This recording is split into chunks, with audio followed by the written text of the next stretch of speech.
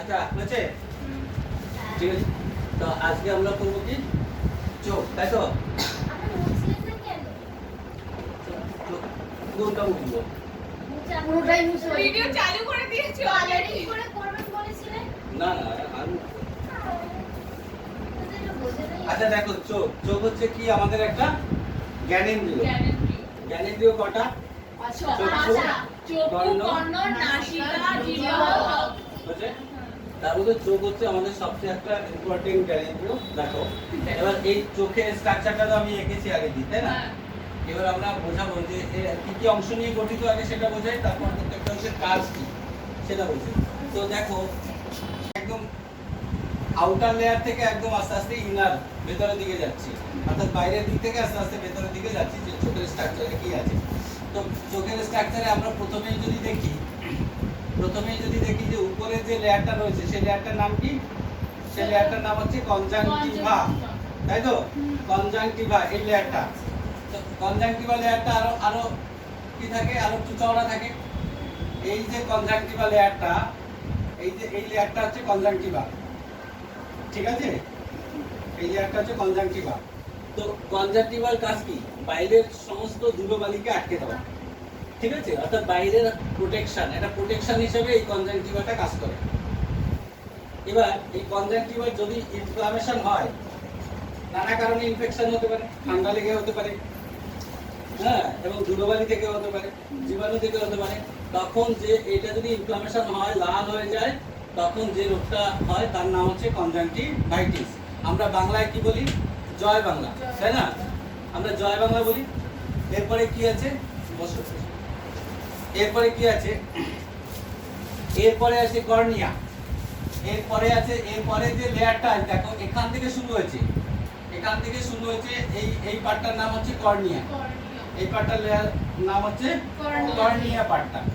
তো এই যে কর্নিয়া পার্টটা, কর্নিয়ার আবার 5টা লেয়ার থাকে, জানো তো? এই কর্নিয়ার 5টা লেয়ার থাকে, পর 5টা লেয়ার থাকে। তো এই কর্নিয়ায় কি হয়, যে ফরেন বডি আছে না, ফরেন বডিগুলো কর্নিয়া পর্যন্ত এইভাবে গিথে যায়। ফরেন বডি মানে কি? সে লোহার কুচি হতে পারে, যেকোনো মানে বাইরে থেকে আসছে কোনো জিনিস। হ্যাঁ, যেকোনো জিনিস হঠাৎ করে যারা কারখানায় কাজ করে, হ্যাঁ, লোহার কারখানায় বা বিভিন্ন, তার যে ডাস্ট, সেই ডাস্টটা এসে এইভাবে গেঁথে যায়। তো ডাক্তাররা কি করে, এটা সিরিজ দিয়ে আস্তে করে বের করে দেয়, ঠিক আছে?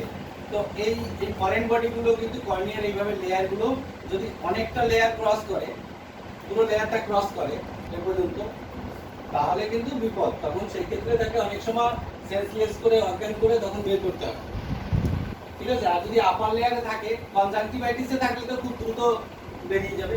কিন্তু যদি কনজাংটিভাইটিস ক্রস করে কর্নিয়া অবধি চলে যায়, তখন কি হবে? তখনও বের করা যায়, কিন্তু কর্নিয়ার যদি first layer, second layer, third লেয়ারে চলে যায়, তখন আর বের করা যায় না সহজে, ঠিক আছে? তো সেই ক্ষেত্রে এই সমস্যাটা হয়।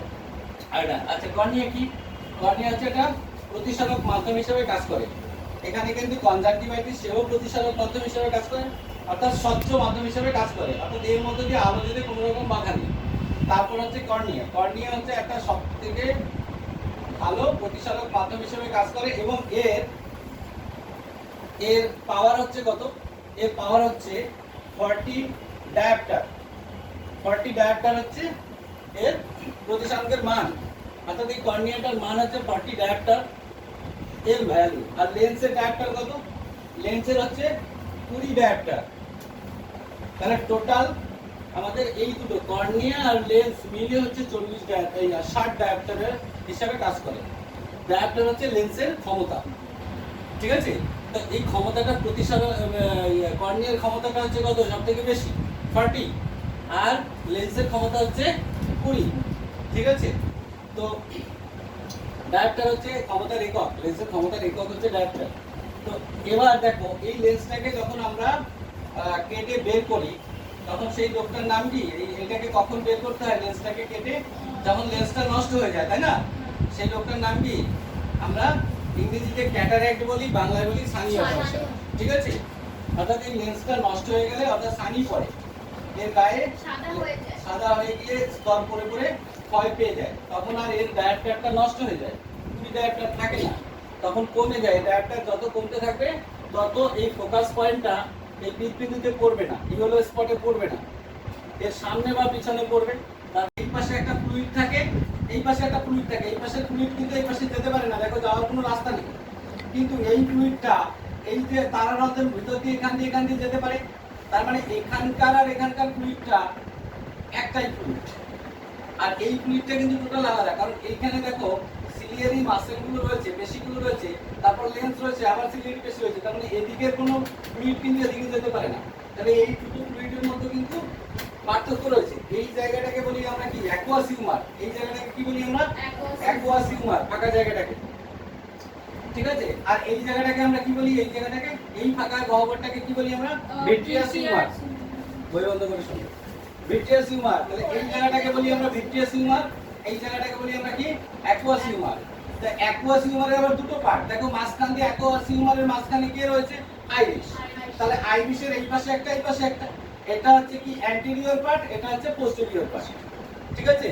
অর্থাৎ anterior part of the aqueous humour, posterior part of the aqueous humour. তাহলে দুটো পার্ট রয়েছে, মাঝখানে কি রয়েছে, আইরিশ রয়েছে। আইরিশের কাজ কি, এই যে তারারন্ধ্র মানে পিউপিল বলি আমরা ইংরেজিতে, পিউপিল বলি, এই তারারন্ধ্রটাকে ছোট বড় করা হচ্ছে এই আইরিশের কাজ।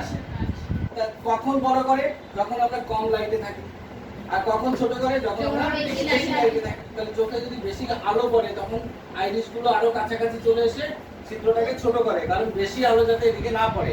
বেশি আলো পড়লে কি সমস্যা, অতিরিক্ত আলো যদি আমাদের এদিকে পাস করে তাহলে সেই আলোটা পিচ বিন্দুটাকে হ্যারাসমেন্ট করে। পিচ বিন্দুতে কি কোষ থাকে, রড কোষ আর কোন কোষ। সেক্ষেত্রে কোন কোষ হচ্ছে লাইট সেন্সিটিভিটি বেশি, তাহলে কোন কোষটা ড্যামেজ হয়ে যাওয়ার সম্ভাবনাটা থাকে, এবং যার ফলে আমাদের অন্ধত্ব হওয়ার একটা সম্ভাবনা থাকে। সেই জন্য লাইটটাকে কন্ট্রোল করার দায়িত্ব হচ্ছে কি আইরিশের। একসাথে আমরা কাজগুলো বলে দিচ্ছি, ঠিক আছে। তাহলে আইরিশ হচ্ছে কি আলো নিয়ন্ত্রণ করে। তারপরে আমরা চলে যাব কি আমাদের, আচ্ছা এই ফ্লুইডটার কাজ কি, এই যে অ্যাকুয়াস হিউমার যে জায়গাটা, এই যে ফ্লুইডটা, এখানে যে ফ্লুইডটা থাকে, সেই ফ্লুইডটা দেখো কর্নিয়াকে সিক্ত রাখে, কর্নিয়াকে সবসময় ভিজিয়ে রাখে। কর্নিয়ার এই পাশটা কিন্তু ফ্লুইড থাকে, ফ্লুইডের প্রেসারে কর্নিয়াটা এরকম হয়ে থাকে, ঠিক আছে, ফ্লুইডের একটা প্রেসারে। তাহলে কর্নিয়াটাকে সব সময় ভিজিয়ে রাখতে হয়, এই ফ্লুইডটা দিয়ে সব সময় ভিজিয়ে রাখা হচ্ছে। আবার বাইরে দিয়েও আবার কনজাংটিভার আবরণটা কি করছে, কর্নিয়াটাকে ভেজা রাখছে।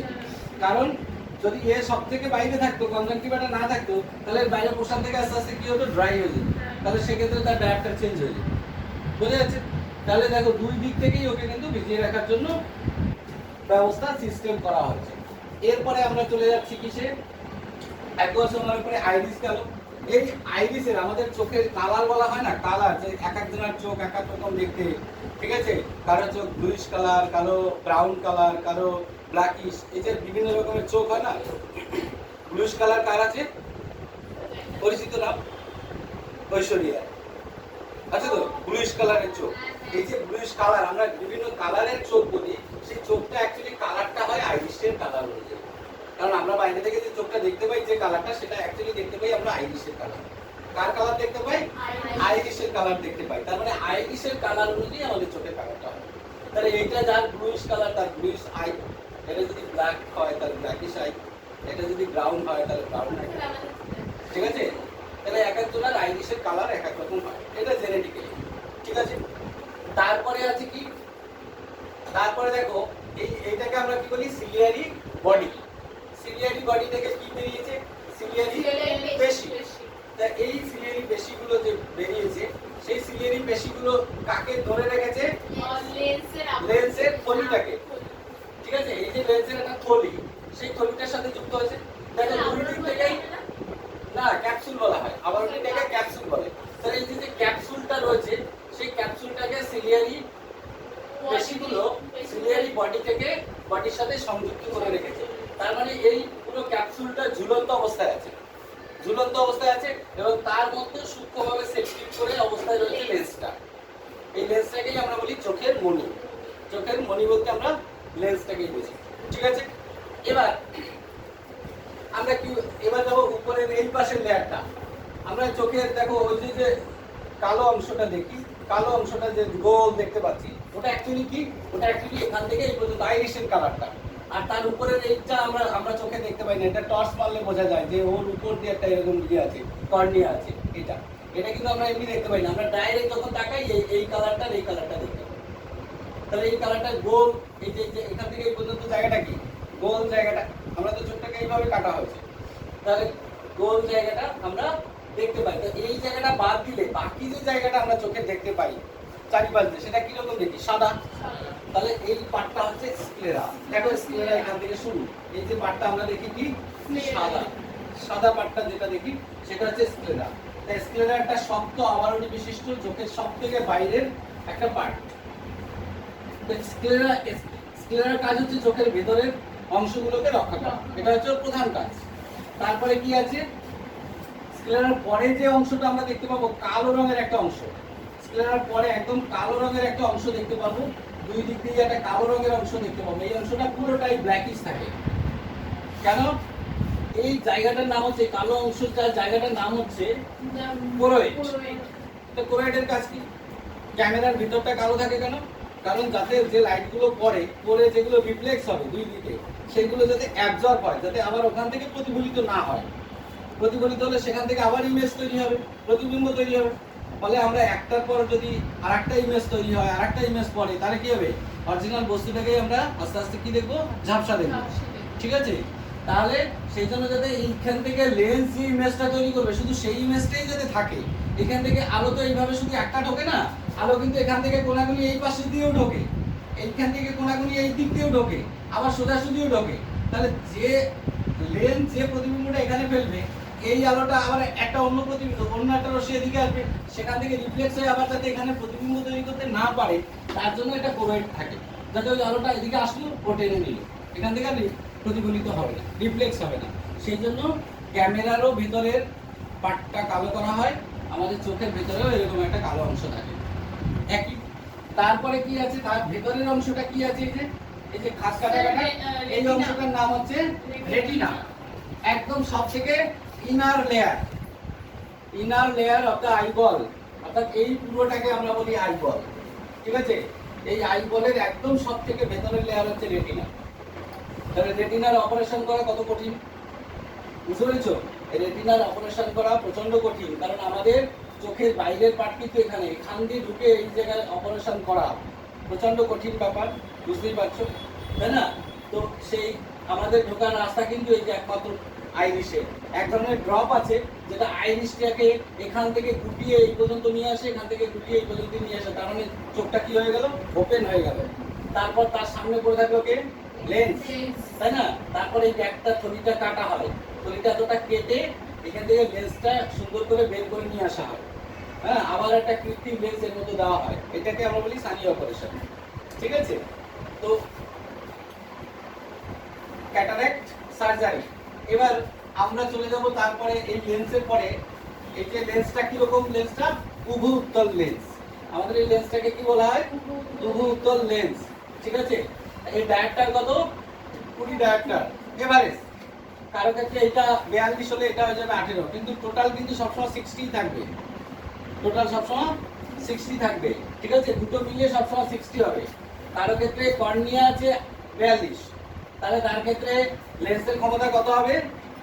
18 হবে, কারণ 42 আর 18 যোগ করলে 60। বোঝা গেছে তো? তারপরে দেখো এখান থেকে আলো গেল, লেন্স কি করলো? এভাবে আলোটা এখানে গেল আর এখানে গেল, এই লেন্সটা কি করলো? এখানে একটা প্রতিবিম্ব তৈরি করবে, এখানে একটা এইভাবে প্রতিবিম্ব তৈরি করবে, তাই তো? লেন্সটা এইভাবে কি করবে? এখানে একটা ইমেজ তৈরি করবে বস্তুর, যে বস্তুটা আমরা এখানে থাকবে সামনে, তার একটা ইমেজ এখানে পড়বে। তো পড়লো, এখানে রয়েছে কি? রেটিনা। রেটিনাতে কি আছে? দুই ধরনের কোষ আছে, একটা হচ্ছে রড কোষ আর একটা কোন কোষ। এখন রড কোষের কাজ কি? রাতের বেলায় কম আলোতে দেখতে সাহায্য করে, অর্থাৎ কম আলোতে উদ্দীপ্ত হয় এটা। আর কোন কোষের কাজ হচ্ছে দিনের বেলায় বেশি আলোতে সাহায্য করে। আর কি কাজ? কালার চিনতে সাহায্য করে, বিভিন্ন রকমের যে কালার, সেই কালারগুলো চিনতে সাহায্য করে। ঠিক আছে? তাহলে যারা কালার ব্লাইন্ড, বর্ণ চিনতে অক্ষম, সেটাও একটা রোগ, তার নাম কি? বর্ণান্ধতা, অর্থাৎ ব্লাইন্ডনেস, কালার ব্লাইন্ড। এবার এই বর্ণান্ধতা যারা হয়, হ্যাঁ, তারা এই কোন কোষের সেনসিটিভিটি কম বলে তারা বর্ণটাকে চিনতে পারে না। ঠিক আছে, মেরুনটাকে অনেক সময় লাল লাল দেখে বা লালটাকে মেরুন দেখে এরকম। ঠিক আছে, কালারটা পুরো এক্সাক্ট কালারটা সে আইডেন্টিফাই করতে পারে না। তারপরে তো এখানে কোন কোষগুলো এই ইমেজটাকে নেয়, নিয়ে কাকে দেয়, এখানে এই রেটিনার সাথে কে যুক্ত আছে, নার্ভ যুক্ত আছে। নার্ভটার নাম কি, অপটিক নার্ভ। কি নার্ভ আছে, দেখতেই পাচ্ছ অপটিক নার্ভ আছে।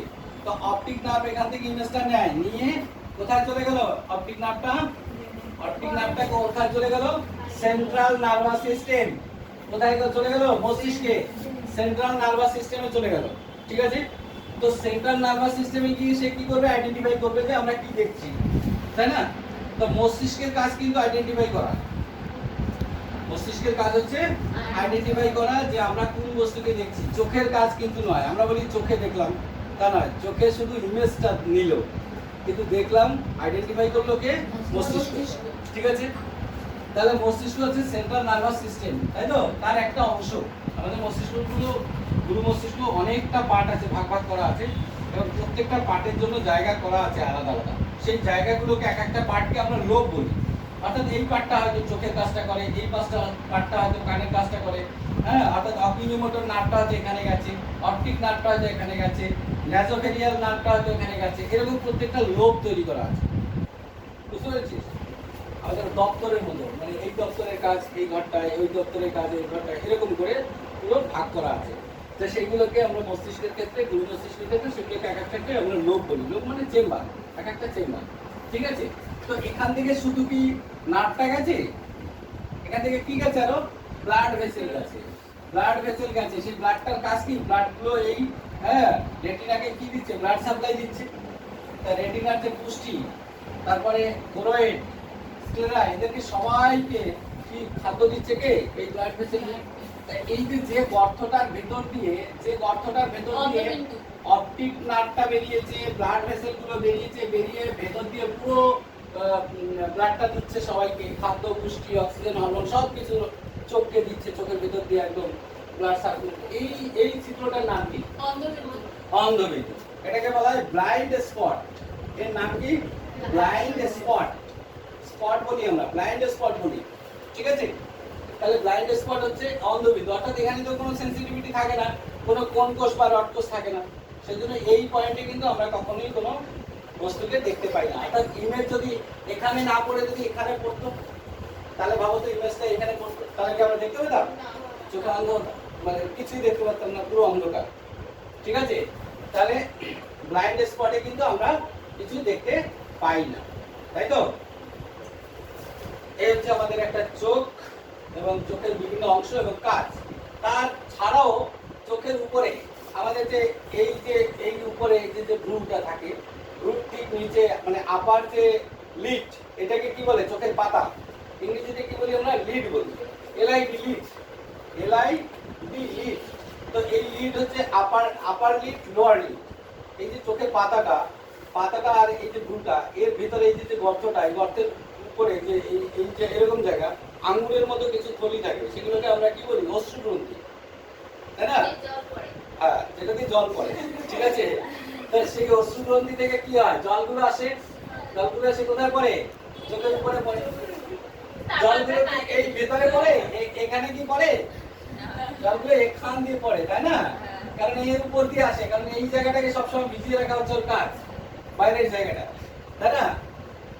দেখছো তোমরা যে 4 চাকা গাড়িগুলো দেখেছো, তার সামনে একদম এরকম একটা শোয়ানো থাকে না কাচের উপরে, মাঝে মাঝে জল পড়লে বা ধুলোবালি পড়লে এরকম করে কি করে, এরকম করে জায়গাটাকে পরিষ্কার করে দেয় যাতে ড্রাইভার দেখতে সুবিধা হয়।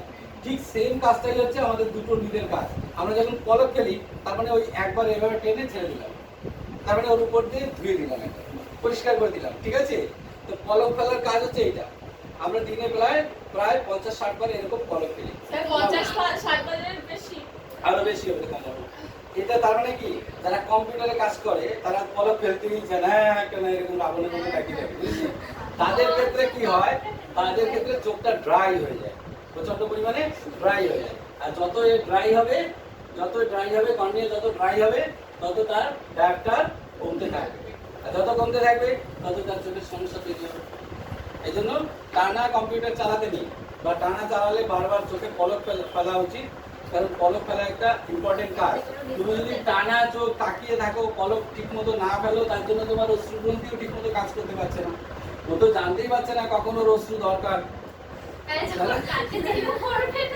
তাই না? তাহলে অশ্রু শুধু আমরা কাঁদলেই বেরোয় না, নর্মালি একটা সিক্রেশন সবসময় হয়। তাহলে স্যার যখন আমরা কষ্ট পাই বা হার্ট হই তাহলে আমরা কাঁদি কেন? ঠিক আছে, এই পর্যন্ত আজকে ঠিক আছে তো, কমপ্লিট। চোখটা, এই চোখটা বোঝা যাচ্ছে, বুঝতে পেরেছো? ঠিক আছে, কত মিনিটের হলো? 15 মিনিটের ওপর। ব্যাস ঠিক আছে, ওটা বন্ধ